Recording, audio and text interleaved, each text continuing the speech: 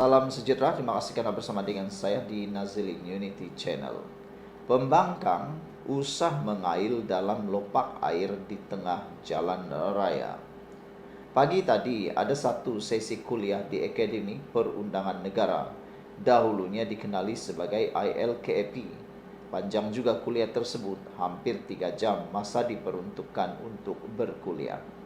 Tajuk kuliah itu adalah berkaitan dengan Akta 1E1663, yaitu Akta Meminda Perlembagaan Persekutuan untuk memasukkan perkara 49E mengenai anti lompat parti. Jadi apabila ada himpunan Turun Anwar ini sempatlah juga membelek bagaimana cara untuk Turun Anwar ini.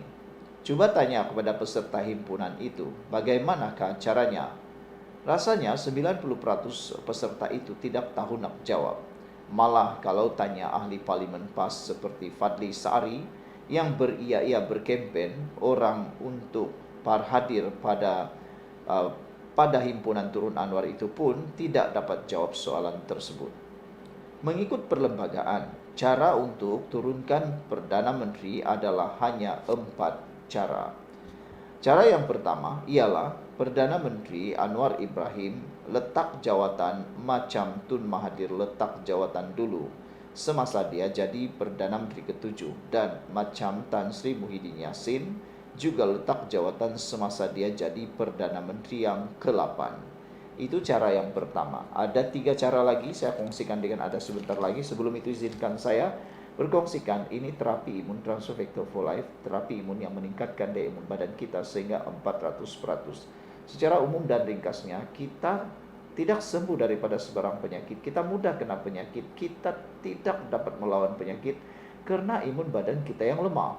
Apabila imun badan kita lemah, jadi bodoh dan tidak bertindak seperti yang dikehendaki, maka kita akan kena penyakit dan jatuh sakit dan tak akan sembuh-sembuh. Tetapi dengan peningkatan daya imun badan kita sehingga 400% ini, imun badan kita dididik menjadi bijaksana, maka dapat melawan penyakit dan menghapuskan akar penyakit daripada dalam tubuh badan kita, dan imun badan kita bertindak seperti seorang doktor di dalam tubuh badan kita yang mana dapat mengenal mana lawan, mana kawan dalam tubuh badan kita. Oleh sebab itu, apabila kita memakan Transfer Factor for Life ini, badan kita akan jadi kuat dan badan kita boleh melawan penyakit. Dapatkan produk ini melalui nomor telepon yang tertera, dan untuk makluman, produk ini disahkan halal oleh Malaysia, juga lulus KKM dan juga diperakui oleh doktor-doktor di seluruh dunia. Saudara, cara kedua untuk membuatkan Anwar Ibrahim turun daripada jawatan Perdana Menteri adalah mengadakan usul undi tidak percaya dalam parlimen, yang mana Speaker Dewan Rakyat telah sahkan tidak terima pun usul sedemikian untuk sesi kali ini. Jadi ada netizen dan pengulas politik kata betapa pengecutnya pembangkang sekarang, karena mereka bising di jalanan, karena mereka bising kononnya nak turunkan Anwar Ibrahim, tapi haram jada satu pun tidak berani membawa usul tidak percaya atau usul percaya di parlimen. Sehingga mereka kata kalau buat sulit mereka akan menang. Tapi macam mana mereka pasti 100% kalau buat secara sulit mereka menang? Silap-silap hari bulan mereka akan tambah kalah kalau dibuat secara sulit. Sebab ada juga ahli-ahli parlimen daripada pembangkang sebenarnya yang menyukai Anwar Ibrahim. Ketiga, kutip surat akuan daripada 112 ahli parlimen dan sembah kepada Yang di-Pertuan Agong. Keempat, cara keempat tidak boleh ditulis sebab berbahaya dan sensitif. Kata penulis ini, digugurkan jawatan.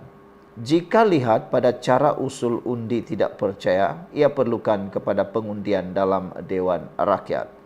Adakah mana-mana ahli parlimen yang menyokong kerajaan sekarang akan mengundi menyokong usul ini? Jika ada, maka ahli parlimen itu mempunyai risiko untuk digugurkan jawatannya sebagai ahli parlimen kerana ianya bertentangan dengan perkara 49E dalam kurungan 1 kurungan E dalam kurungan 2. Jika kutip surat akuan pun sama sahaja risikonya, akan trigger perkara 49E dalam kurungan 1 kurungan E dalam kurungan 2 dan gugur jawatannya. Mana ada ahli parlimen sanggup hilang elaun 25.000 sebulan hingga 30.000 sebulan? Jadi, cara himpunan turun Anwar ini dibuat sebenarnya bukan objektifnya untuk turun Anwar. Himpunan itu sekadar himpunan untuk memberikan harapan kepada penyokong PAS dan Parti Bersatu Malaysia supaya tidak hilang semangat sahaja untuk memasuki PRU 16 nanti. Nanti ada orang cakap, hak berhimpun itu adalah kebebasan asasi. Memang benar berhimpun itu kebebasan asasi di bawah perkara 10 dalam kurungan 1 kurungan B. Tetapi berhimpun itu biarlah ada matlamat. Orang Arab kata ada hadaf, bukan hadas, ya. Kalau sekadar hadir tanpa matlamat, maka ianya jadi perbuatan sia-sia. Perbuatan sia-sia itu amalan syaitan. Macam orang yang berhimpun di Mekah pada musim haji itu, matlamatnya adalah jelas, yaitu untuk menunaikan rukun Islam. Ini sudahlah habis belanja RM300 hingga RM400 untuk hadir himpunan tanpa ada matlamat dan sekadar wala kepada arahan pemimpin adalah kerja sia-sia. Kita sekarang sudah masuk tahun ketiga pemerintahan kerajaan perpaduan pimpinan Anwar Ibrahim. Apa gunanya untuk naik kerajaan baharu? Dalam keadaan berbaki tempo penggal ini hanya lebih kurang 1 hingga 2 tahun sahaja. Sudahlah ekonomi global hari ini sangat mencabar. Ini nak berandakan lagi kestabilan politik pastinya akan menambah cabaran. Lebih baik pembangkang hari ini fikir, bagaimana nak takluk pengundi dalam PRU 16. Jika masih ingat, PH dulu akhirnya pasrah dengan langkah Sheraton. Sebaik sahaja Datuk Seri Ismail Sabri Yaakob angkat sumpah menjadi Perdana Menteri 9 pada bulan Ogos 2021, Datuk Seri Anwar Ibrahim, Lim Guan Eng, Mat Sabu dan Madius Tangau telah mengikat MOU pada September 2021 untuk transformasi pentadbiran termasuk untuk perkenalkan Akta Anti Lompat Parti. Hasil kerja strategik itu akhirnya Pakatan Harapan membentuk Kerajaan Perpaduan bersama BN, GPS dan GRS. Bersabarlah untuk jadi kerajaan balik. Kalau sekadar bersorak tanpa gerak kerja yang berstrategik, ibaratnya seperti hanya mengail di dalam lopak air di tengah jalan raya. Mana dapat ikannya? Kata penulis ini, yaitu Zulkarnain Luqman, Dr. Zulkarnain Luqman. Sekian untuk kali ini. Jangan lupa tinggalkan komen Anda, tekan butang subscribe. Bye-bye. Salam sejahtera, terima kasih karena bersama dengan saya di Nazlin Unity Channel. Pengumuman Anwar Ibrahim untuk harga minyak RM1.99 seliter sebentar tadi mendapat sambutan yang hangat daripada rakyat Malaysia. 90% menyukai dan bersyukur dengan apa yang diumumkan oleh Anwar Ibrahim. Namun ada juga 1, 2, 3 kerat penyokong-penyokong pembangkang walaun yang kelihatan seakan-akan lupa diri, yang kelihatan seakan-akan tak sedar diri. Seperti kacang lupakan kulit, dan ada juga yang bertindak seakan-akan mereka lah yang paling pintar di muka bumi ini. Mereka mengejek, menghina apa yang diumumkan oleh kerajaan. Tapi mereka juga yang akan guna minyak itu setiap hari. Mereka patutnya bersyukur tentang penurunan harga minyak itu terlebih dahulu. Harus diingat, Anwar Ibrahim kali pertama Perdana Menteri yang sudah lama kita tunggu-tunggu menurunkan harga minyak sehingga nilai RM1. Tidak pernah lagi sehingga hari ini.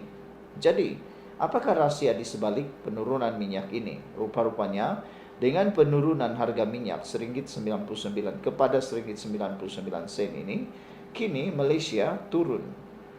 Kini Malaysia antara 10 negara dengan harga petrol termurah di dunia. Kini kita masuk top 10. Jadi apalagi yang walau nak sangat. Kalau betul mereka hebat, kenapa waktu mereka berkuasa 33 bulan, sesen pun mereka tidak turunkan harga minyak itu? hanya Anwar Ibrahim yang menurunkan harga minyak sehingga Seringgit 99 sen. Saudara, dengan penetapan harga baharu RON 95 yang turun kepada 1,99 ringgit seliter pada September nanti, Malaysia bakal tersenarai antara negara dengan harga petrol paling rendah di dunia. Ini satu inisiatif yang luar biasa daripada kerajaan Malaysia. Sebelum kita teruskan ulasan ini, saya nak perkenalkan kepada anda semua, ini terapi imun Transfer Factor for Life. Ini ialah terapi imun yang meningkatkan daya imun badan kita sehingga 400%. Secara umum dan ringkasnya, kita kena penyakit kerana daya imun badan kita yang lemah. Secara ringkas dan umumnya, kita tak sembuh-sembuh daripada penyakit kerana imun badan kita yang tidak bijaksana dan tidak kuat. Apabila imun badan kita lemah, bodoh, maka kita tidak sembuh daripada sembarang penyakit. Tapi berita baiknya, apabila imun badan kita menjadi kuat, dididik menjadi bijaksana, dapat mengenal antara penyakit dengan bukan penyakit, dapat mengenal antara lawan dengan kawan dalam tubuh badan kita, imun badan kita akan bertindak seperti seorang doktor di dalam tubuh badan kita, melawan dan menyingkirkan semua penyakit yang ada dalam tubuh badan kita, dan lebih luar biasa, mengingat, dididik oleh transfer factor ini, maka kita sembuh daripada sebarang jenis penyakit. Dengan itu, dapatkan produk ini melalui nombor telefon yang tertera, dan ingat, produk ini ialah penemuan paling bersejarah dalam dunia kedokteran, dan terapi imun ini ialah halal dan juga diakui oleh doktor-doktor di seluruh dunia. Dapatkannya segera. Baiklah, berdasarkan perbandingan harga yang dikongsikan dalam satu infografik, Malaysia kini berada di tangga ke-9 daripada 10 negara dengan harga RON 95 termurah. Negara-negara lain yang termasuk dalam senarai dan berada di kedudukan 3 teratas adalah Iran sebanyak 0.13 ringgit seliter, Libya 0.14 ringgit seliter, dan Venezuela 0.16 ringgit seliter. Di tangga keempat ialah Angola dengan 1.51 ringgit seliter, diikuti Mesir dan Algeria masing-masing RM1.56 ringgit seliter, Kuwait 1.57 ringgit seliter, dan Turkmenistan 1.97 ringgit seliter. Malaysia berada di hadapan Kazakhstan yang mencatat RM2.18 ringgit seliter, manakala harga RON 95 di Arab Saudi pula adalah sekitar 2.63 ringgit seliter. Penetapan harga RM1.99 ringgit seliter bagi RON 95 merupakan bukti komitmen kerajaan Madani dalam membela kebajikan rakyat. Sebelum ini, kerajaan mengumumkan langkah penyaluran subsidi bersasar sebagai antara usaha mengekang ketirisan dan memastikan bantuan sampai kepada golongan yang benar-benar memerlukan. Hari ini rakyat Malaysia menyambut baik pengumuman beberapa inisiatif bantuan kos sara hidup yang diumumkan Perdana Menteri Datuk Seri Anwar Ibrahim. Langkah berkenaan merangkumi pemberian tunai sekali sebanyak RM100 cuti umum seluruh negara pada 15 September ini serta penurunan harga petrol 95. Perancangan penurunan harga petrol RON 95 kepada 1.99 ringgit seliter menerusi mekanisme subsidi bersasar turut disambut baik rakyat. Sekian dulu untuk kali ini. Jangan lupa tinggalkan komen anda dengan tanda pagar. Kami sayang Malaysia. Bye-bye.